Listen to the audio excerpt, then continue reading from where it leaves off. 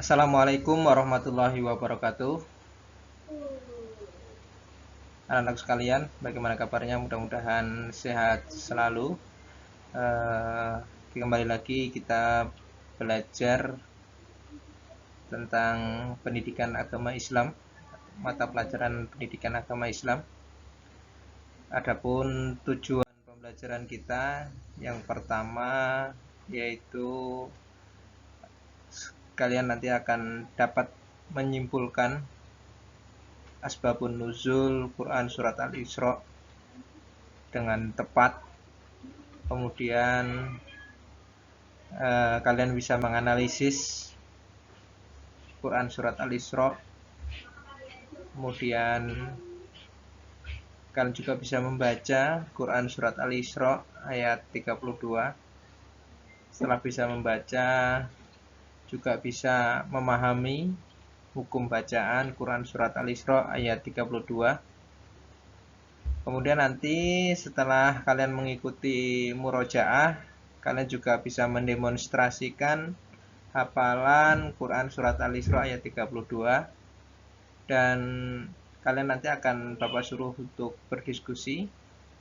Nah, setelah berdiskusi, kalian diharapkan dapat bisa menyajikan keterkaitan antara perbuatan zina dengan perbuatan keji yang lainnya yang dapat berpengaruh buruk terhadap perilaku. Berikut bacaan Quran surat Al-Isra ayat 32 tentang larangan mendekati perbuatan zina. Wala taqrabu zina innahu kana fahisatan wa sa'a sabila. Kalian juga bisa lihat arti perkataannya. Dan kemudian ini terjemahnya, wala taqrabuz zina.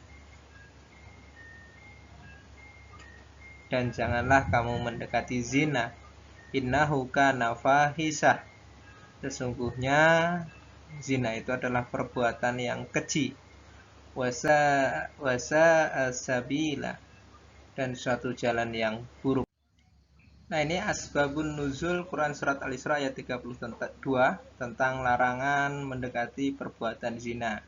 Dari Imam Ahmad mengatakan bahwa telah menceritakan kepada kami Yazid ibnu Harun, telah menceritakan kepada kami Jarir, telah menceritakan kepada kami Salim ibnu Amr dari Abu Umamah bahwa pernah ada seorang pemuda yang datang kepada Nabi Muhammad SAW. Lalu pemuda itu bertanya, wahai Rasulullah, izinkanlah aku berbuat zina. Kaum yang hadir memusatkan pandangan mereka ke arah pemuda itu dan menghardiknya seraya berkata, diam kamu, diam kamu. Rasulullah SAW bersabda, dekatkanlah dia kepadaku. Pemuda itu mendekati Rasulullah SAW dalam jaraknya yang cukup dekat, lalu dan janganlah kalian dekati zina. Sesungguhnya zina perbuatan keji, jalan dan sangat buruk adalah zina. Rasulullah SAW bersabda, duduklah. Pemuda itu duduk. Dan Nabi SAW bertanya kepadanya, apakah kamu suka perbuatan zina dilakukan terhadap ibumu? Pemuda itu menjawab, tidak. Demi Allah, semoga Allah menjadikan diriku sebagai tebusanmu. Kemudian Rasulullah SAW bersabda, orang itu pun tentu mendengarkan apa yang dikatakan oleh Rasulullah. Kemudian Rasulullah SAW juga bertanya, apakah kamu suka perbuatan zina itu dilakukan terhadap anak perempuanmu? Pemuda itu menjawab tidak. Dan Rasulullah SAW, semoga diriku menjadi tebusanmu. Rasulullah SAW bersabda, menguatkan, orang-orang pun tidak akan suka bila hal itu dilakukan terhadap anak-anak perempuan mereka. Rasulullah SAW bertanya, Apakah kamu suka bila perbuatan zina dilakukan terhadap saudara perempuanmu? Bunda menjawab, tidak, demi Allah, semoga Allah menjadi diriku sebagai tebusanmu.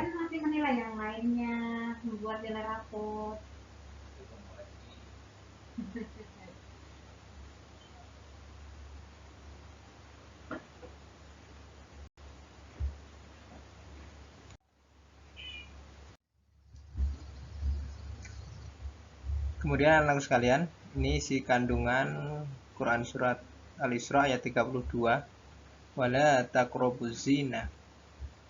Ayat ini menjelaskan tentang larangan untuk mendekati, apalagi melakukan perbuatan zina, hubungan badan atau biologis di luar tali pernikahan yang sah, baik dilakukan oleh orang yang sudah pernah menikah atau zina muhson, ataupun yang belum menikah atau zina ghairu muhson dan merupakan bukan pasangan yang sah suami istri. Zina dikategorikan perbuatan yang keji karena memiliki dampak negatif yang sangat merugikan, antara lain mendapatkan laknat Allah Subhanahu wa taala dan Rasul-Nya. Hati diliputi kegelisahan, kegalauan, tidak tentram dan jauh dari kekhusyuan dalam beribadah. Pikiran menjadi tidak tenang, diliputi rasa bersalah, bisa menimbulkan stres, bahkan sampai bunuh diri. Malu bergaul dengan orang lain, dikucilkan masyarakat, hilangnya martabat, harga diri termasuk orang tua. Nasab atau keturunan menjadi tidak jelas. Zina merupakan jalan yang buruk, tidak baik karena sudah diberi jalan yang baik dalam menyalurkan kebutuhan biologis, yaitu dengan menikah. Hubungan biologis tanpa pernikahan tak ubahnya seperti hewan binatang yang juga melakukan hubungan biologis dalam menyalurkan keinginan nafsunya.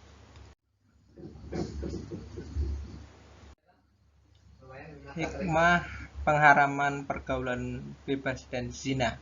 Yang pertama, dapat menjaga harga diri, kehormatan, dan martabat kemanusiaan, menjaga keturunan agar terhindar dari ketidakjelasan nasab, menjaga diri dari penyakit yang ditimbulkan dari perzinahan seperti penyakit kelamin dan HIV atau AIDS, menghindari dosa-dosa lain yang diakibatkan setelah melakukan zina seperti pengguguran kandungan atau bunuh diri karena malu telah berzina, dan yang terakhir, memberikan efek jera kepada orang lain.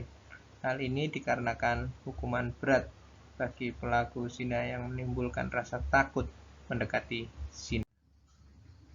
Cara menghindari pergaulan bebas atau zina ini, yang pertama yaitu berpakaian menutup aurat, rapi dan sopan dengan berpakaian menutup aurat, rapi dan sopan, maka kehormatan diri akan terjaga.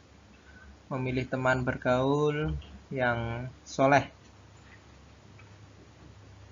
kemudian menghindari tempat-tempat maksiat, menghindari perilaku yang menjurus kepada perbuatan zina, mengisi waktu dengan berbagai kegiatan positif, dan memperbanyak mengingat Allah Subhanahu wa taala. Baik, itu saja tadi anak sekalian terkait tentang Quran surat Al-Isra ayat 32. Mudah-mudahan bisa dimengerti. Assalamualaikum warahmatullahi wabarakatuh.